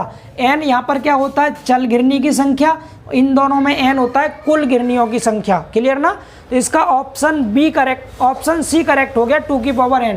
ऑप्शन सी बहुत ध्यान से करना है, ठीक है। ऑप्शन बड़े कंफ्यूजिंग लगते हैं कभी कभी, यहाँ n की पावर 2 लिखा है और एक में 2 की पावर n लिखा है, तो 2 की पावर n होता है, ठीक है, प्रथम निकाय के लिए। सी करेक्ट है, इसका आंसर सी। अगला क्वेश्चन देखिए दोस्तों, नेक्स्ट क्वेश्चन अच्छा क्वेश्चन है, बड़ा सा क्वेश्चन है, ध्यान से पढ़िएगा। एक मशीन में उपस्थित घर्षण की मात्रा भार के संदर्भ में प्रदर्शित की जाती है। यदि घर्षण उपस्थित नहीं है तो अतिरिक्त भार उठा लिया जाता है। इस अतिरिक्त भार का मान निम्न के बराबर होगा। यानी कि यहाँ ये कह रखा है कि कोई भी मशीन है उसमें जो घर्षण उपस्थित है ना, फ्रिक्शन, तो उस फ्रिक्शन के अगर वो मशीन में फ्रिक्शन ना हो तो वेट ज़्यादा उठ सकता है। तो इसने क्या बोला है, तो सबसे पहले हम क्या बता देंगे कि अगर घर्षण हो मशीन में तो घर्षण के कारण भार में कितनी कमी आएगी, वही क्या होगा, अतिरिक्त भार के बराबर होगा। क्योंकि इस क्वेश्चन में क्या कहा था, यहाँ पर क्या रखा है कि घर्षण की अगर उपस्थिति ना हो तो हम ज़्यादा भार उठा सकते हैं। यानी कि घर्षण उपस्थित है तो भार में कुछ कमी आ रही है, तो वो जो कमी आ रही थी भार में, अगर घर्षण ना होगा तो वही अतिरिक्त भार के बराबर होगी ना, तो हम क्या कर लेंगे, घर्षण के कारण भार में कमी निकाल देंगे। और घर्षण के कारण भार में जो कमी निकालते हैं ये मैंने आपको बहुत अच्छे से पढ़ाया था। घर्षण कौन सी मशीन में नहीं होता है, तो फ्रिक्शन आपका आदर्श मशीन में नहीं होता है, और आदर्श मशीन में MA बराबर होता है BR, ठीक है, ये आइडियल मशीन की कंडीशन है। तो यहाँ पर क्या हो जाएगा, MA होता है W/P बराबर क्या हो गया BR। तो यहाँ से W कितना आ गया, P गुणा BR, ठीक है, ये तो आ गया W। ये कौन सा है, आदर्श मशीन का है, आइडियल मशीन का। अब चूंकि आइडियल मशीन में घर्षण नहीं होता तो ये ज़्यादा भार उठा सकती है, तो घर्षण के कारण जो हम भार में कमी निकालते हैं वो आइडियल मशीन का भार और माइनस में एक्चुअल मशीन का भार। तो आइडियल मशीन का भार कितना है यहाँ पर, P इंटू BR या BR इंटू P कह दो माइनस W, क्या आएगा, P into BR minus W। तो इसका ऑप्शन सी बिल्कुल करेक्ट आंसर हो गया। घर्षण में नष्ट प्रयास कैसे निकालते हैं, तो पहले आदर्श मशीन का भार निकालते हैं, आदर्श मशीन के भार में से एक्चुअल भार को घटाते हैं। समझ आ गया ना, तो ऑप्शन इसका सी बिल्कुल करेक्ट हो गया। अगला क्वेश्चन देखिए, ये सब कुछ पढ़ाया है दोस्तों थ्योरी में, सब कुछ। अगर आपने नोट्स अच्छे से बनाए होंगे, अच्छे से रिवीजन कर रहे हैं आप, तो आपको क्लियर हो रहे होंगे सभी टॉपिक। अगला है what is the efficiency of machine ratio. देखिए क्वेश्चन की लैंग्वेज कितनी बेकार लिखी है। इसमें कह रहा है मशीन अनुपात की दक्षता क्या है। मशीन अनुपात की दक्षता नहीं, यहाँ होना चाहिए था कि जो मशीन की दक्षता होती है उसका अनुपात क्या होता है। तो दक्षता का अनुपात क्या होता है, इफिशियंसी का रेशियो पूछना चाहिए था, जो कि आउटपुट अपॉन इनपुट होगा। ठीक है, आप लैंग्वेज क्वेश्चन की देख करके कंफ्यूज मत होना, ये आउटपुट अपॉन इनपुट है। आउटपुट अपॉन इनपुट को ही हम दक्षता कहते हैं। तो यहाँ दक्षता का रेशियो बताना था, क्या हो गया, output to the input of machine. Option A बिल्कुल सही है इसका। क्लियर ना। चलिए अगला क्वेश्चन देखते हैं दोस्तों। अगला question, next question, maximum efficiency of a lifting machine. Machine की अधिकतम दक्षता पूछी है। तो मैंने मशीन का नियम आप सबको पढ़ाया था, और मशीन के नियम में दो इंपॉर्टेंट पॉइंट बताए थे, क्या कि अगर आपसे अधिकतम यांत्रिक लाभ पूछे, यानी मैकेनिकल एडवांटेज की मैक्सिमम वैल्यू, तो ये तो 1/m के बराबर होती है। m जो मशीन के नियम में स्लोप बनता है, उस स्लोप की वैल्यू होती है m। ठीक है, ढलान जिसे कहते हैं। आप समझ पा रहे हैं, मशीन का नियम जाके देखेंगे आपको क्लियर हो जाएगा ये फॉर्मूला। और मैक्सिमम इफिशियंसी जो होता है ईटा मैक्स, ये होता है 1/m गुणा BR के बराबर। ये सब फॉर्मूले मैंने आपको अच्छे से बताए थे दोस्तों। मैं यहाँ दोबारा डेरिवेशन नहीं करा सकता, बहुत टाइम लग जाएगा। थ्योरी की क्लास में सब कुछ पढ़ाया है, देख चुके होंगे, नहीं देखा तो देख लीजिएगा। तो यहाँ से हमसे क्या पूछा है, हमसे मैकेनिकल इफिशियंसी, ये मैक्सिमम इफिशियंसी पूछी थी, तो 1/m गुणा BR हो जाएगा, जो कि ऑप्शन डी दे रखा है इस क्वेश्चन में, 1/m गुणा BR। ठीक है, और अगर अधिकतम यांत्रिक दक्षता पूछता तो 1/m रहता फॉर्मूला। अगला क्वेश्चन देखिए, नेक्स्ट क्वेश्चन। और नेक्स्ट क्वेश्चन में लिखा है एक व्यासांतरी, ये न्यूमेरिकल क्वेश्चन है, इसको सॉल्व कराते हैं हम। यह लिखा है एक व्यासांतरी पुली का यांत्रिक लाभ 20 है। इस मशीन से 100 न्यूटन का आयास कितना भार उठा सकता है। हमें क्या क्या दिया है, इसमें मैकेनिकल एडवांटेज दे रखा है, यांत्रिक लाभ 20 है। ठीक है, एंड यहाँ पर दे रखा है मशीन से 1000 न्यूटन का आयास, यानी P दे रखा है, एफर्ट दे रखा है 1000 न्यूटन। उठाया गया लोड हमें निकालना है। अब हमें पता है एम ए बराबर क्या होता है, W/P होता है। W निकालना, P को इधर ले जाएंगे तो W बराबर क्या आ जाएगा, एम ए गुणा में P।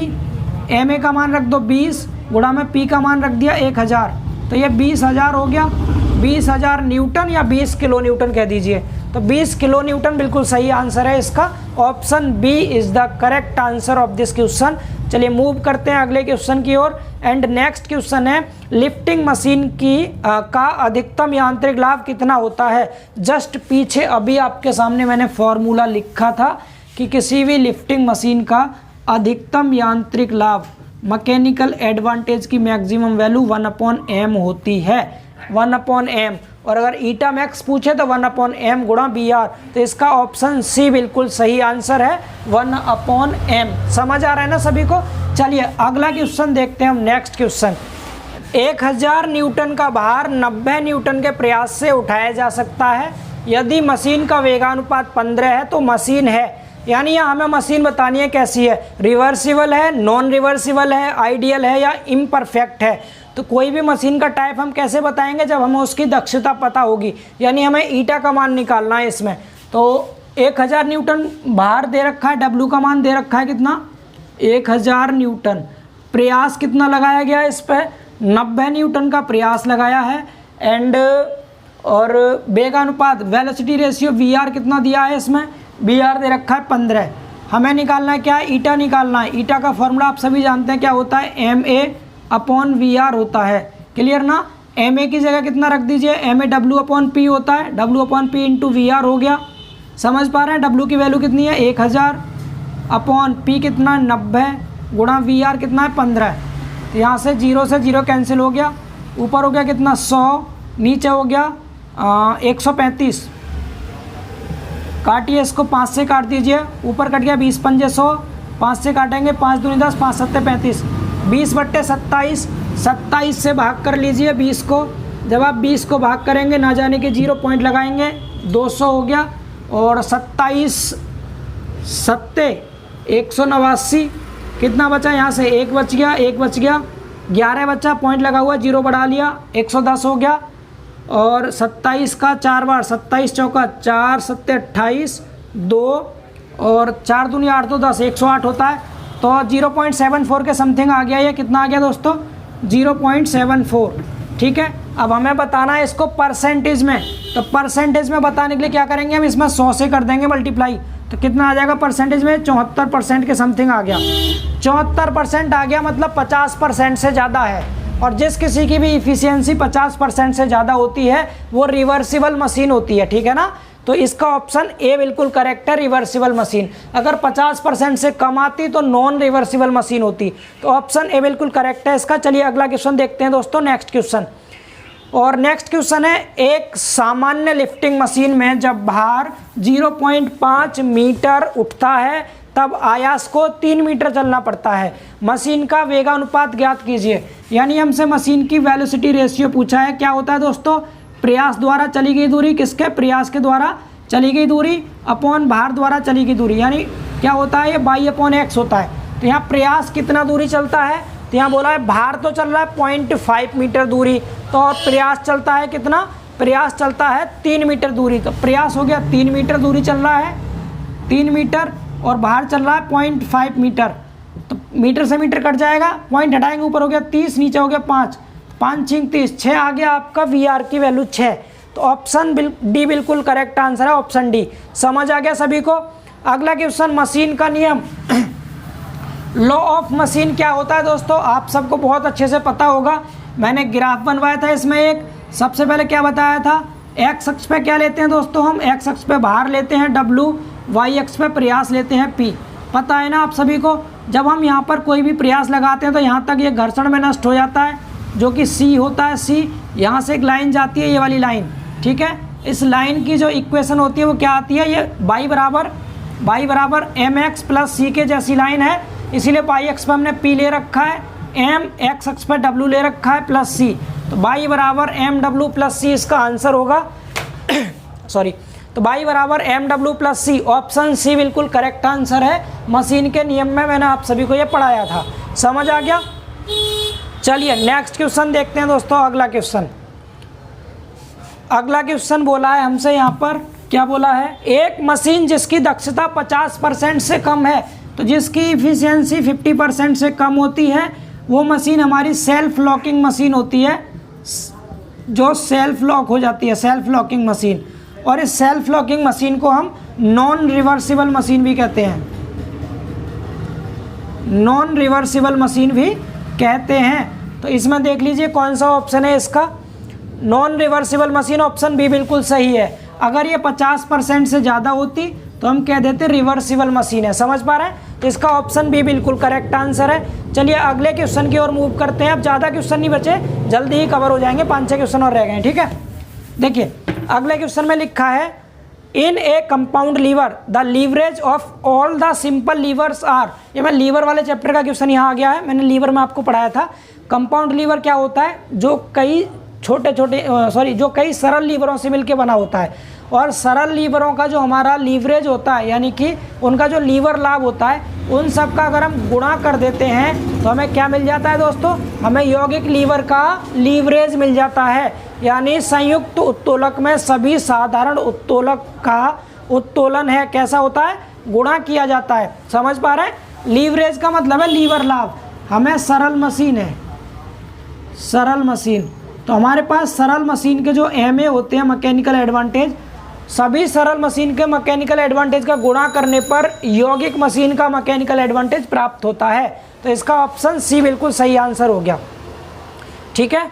अगला क्वेश्चन देखिए, अगला क्वेश्चन, ये क्वेश्चन अच्छा क्वेश्चन है, ध्यान से पढ़ेंगे इसको। इसमें लिखा है, find the efficiency of the system of pulleys with one string there are 6 portion of the lower block. यानी यहाँ क्या रखा है, क्या, एकल तार वाली गिरनी प्रणाली की क्षमता, एकल तार से मतलब है सिंगल स्ट्रिंग। और ऐसा एक ही सिस्टम था हमारे पास जिसमें हमने पूरे निकाय में सिर्फ अकेली एक रस्सी का प्रयोग किया था। वो कौन सा सिस्टम था दोस्तों, वो सिस्टम था हमारा, यहाँ बना देते हैं हम आपके सामने, वो सिस्टम कौन सा था, तो वो सिस्टम हमारा कहलाता है गिरनियों का द्वितीय निकाय। समझ पा रहे हैं क्या कहलाता है, गिरनियों का द्वितीय निकाय कहलाता है। इस तरह से हमने बनाया था डायग्राम, ठीक है ना। तो गिरनियों का द्वितीय निकाय का क्वेश्चन है ये, क्लियर ना, जिसमें एक ही रस्सी का प्रयोग करते हैं, वो गिरनियों का द्वितीय निकाय होता है। तो ये सेकंड सिस्टम है गिरनी का, सेकंड सिस्टम। अब सेकंड सिस्टम के लिए देखो क्या क्या दिया है। सबसे पहले हमें दे रखा है क्या, निम्न ब्लॉक में 6 पोर्शन है इसमें, ठीक है। इसमें क्या है, 6 पोर्शन है, यानी कि हमें यहाँ दे दिया क्या, एन की वैल्यू दे रखी है 6। तो बी आर बराबर क्या होता है, सेकंड सिस्टम में एन के बराबर होता है। तो बी आर की वैल्यू कितनी आ गई, 6 आ गई। समझ पा रहे हैं, गिरनियों की संख्या 6 दे रखी थी, बी आर 6 आ गया। और क्या दिया है, दिया गया बल 150 न्यूटन है और वेट है 350 न्यूटन। मतलब प्रयास दे रखा है 150 न्यूटन एंड भार दे रखा है 350 न्यूटन, ठीक है। हमसे क्या पूछा है, इसकी इफिशियंसी पूछी है, दक्षता बतानी है, दक्षता, इफिशियंसी हमें यहाँ से ज्ञात करनी है। तो हम सब ने पढ़ा है ईटा बराबर क्या होता है हमारा, MA/VR होता है, ठीक है। MA होता है W/P into VR। Value put कीजिए, W का मान कितना है 350, अपॉन में P का मान 150 गुणा 6, VR का मान 6 है। इसको कैलकुलेट करेंगे तो कितना हो गया, 0 से 0 काट दो, ऊपर हो गया 35, नीचे हो गया कितना 15 छिक्की 90 हो गया ये, ठीक है ना। परसेंटेज में लेना है इसको तो 100 से गुणा कर दीजिए, इसमें आप 0 से 0 कट गया। अब 350 को 9 से डिवाइड कर लो, 350 को 9 से जब हम डिवाइड करेंगे तो कितना आ जाएगा दोस्तों, ये काटिए 9 से, 9 × 9, 9 दूनी 18, 9 × 3 = 27, 9 × 4 = 36 ज़्यादा होगा, 9 × 3 = 27, ठीक है। यहाँ 15, 8 बचा, 0 कितना हो जाएगा अब आगे ये 9 × 72, 9 × 72 लगभग 38 के समथिंग आएगा, 38। यानी कि ऑप्शन बी बिल्कुल सही है इसका, ठीक है। 38% बिल्कुल सही आ रहा है, क्लियर ना, समझ आ गया सभी को। आसान क्वेश्चन था, बहुत टफ नहीं था। आगे देखिए, बस 2-3 क्वेश्चन और हैं, just wait for some time. अगला क्वेश्चन भी हमारा न्यूमेरिकल क्वेश्चन है दोस्तों, इसको रफ करते हैं और देखते हैं नेक्स्ट क्वेश्चन। अगले क्वेश्चन में लिखा है, एक साधारण मशीन में 20 न्यूटन का एक प्रयास 80 सेंटीमीटर की दूरी चलते हुए 120 न्यूटन का भार 10 सेंटीमीटर तक उठा देता है, तो यांत्रिक दक्षता क्या होगी। ध्यान से समझेंगे क्या क्या दिया है आपको यहाँ। हमें इफर्ट दे रखा है प्रयास 20 न्यूटन, कितना 20 न्यूटन, प्रयास P बराबर दिया है 20 न्यूटन, एंड प्रयास द्वारा चली गई दूरी बाई दे रखी है 80 सेंटीमीटर, 80 सेंटीमीटर, ठीक है। प्रयास द्वारा चली गई दूरी, ये दोनों दे दिया। आगे 120 न्यूटन का भार मतलब हमें लोड दे रखा है, लोड 120 न्यूटन का लोड दिया है, और लोड के द्वारा चली गई दूरी, भार द्वारा चली गई दूरी दे रखी है यहाँ पर 10 सेंटीमीटर, 10 सेंटीमीटर। हमसे क्या पूछा है यहाँ पर, यांत्रिक दक्षता ईटा का मान हमें यहाँ निकालना है। ईटा होता है MA/BR, तो पहले हम MA निकाल लेते हैं। MA का फॉर्मूला W/P होता है। W की जगह रखेंगे, W 120 था और P का मान कितना है 20 है, तो 6 आ गया यहाँ से। MA कितना आ गया 6, एंड BR क्या होता है, प्रयास द्वारा चली गई दूरी यानी बाई/x होता है, तो बाई का मान कितना दिया है यहाँ पर 80 दे रखा है, अपॉन x 10 दे रखा है, तो BR कितना आ गया 8 आ गया। अब हमें निकालना क्या है, हमें निकालना है दोस्तों इसका MA कितना होता है, सॉरी ईटा निकालना है। ईटा कितना होता है MA/BR होता है, ठीक है। MA की जगह MA की वैल्यू रख रहा हूँ 6, BR की जगह BR की वैल्यू 8, 2 से काट लीजिए इसको, ऊपर 3 आ गया, नीचे 4 आ गया। कितना आ जाएगा ये, अगर मैं 100 से गुणा कर दूँ परसेंटेज में लाने के लिए, कितना हो जाए 25 बार 25 थी 75% आ गया। कितना आ गया 75%। ऑप्शन बी करेक्ट आंसर होगा इसका। दिखाई दे रहा है, यस दिख रहा है, ठीक है। तो 75% इसका आंसर हो गया। मुझे थोड़ा फास्ट करना पड़ रहा है दोस्तों, समझ रहे होंगे आप लोग, बिकॉज बहुत सारे क्वेश्चन है, आपका भी मैं टाइम वेस्ट करना नहीं चाहता, आपका एग्जाम टाइम है, इसीलिए आप जल्दी से समझते चलिए साथ साथ क्वेश्चन को। नेक्स्ट क्वेश्चन देखिए, PDF के लिए मैंने फिर बताया था टेलीग्राम ज्वाइन कर लेना आप। In ideal machine mechanical advantage is, खाली जगह दे रखी है, फिर वेलोसिटी रेशियो। तो आइडियल मशीन में क्या होता है, MA और BR बराबर होते हैं आपस में, बिल्कुल सिंपल। आदर्श मशीन में MA और BR बराबर होते हैं, MA बराबर BR होता है, तो इक्वल टू आ जाएगा इसका आंसर। ऑप्शन ए बिल्कुल सही आंसर है इसका।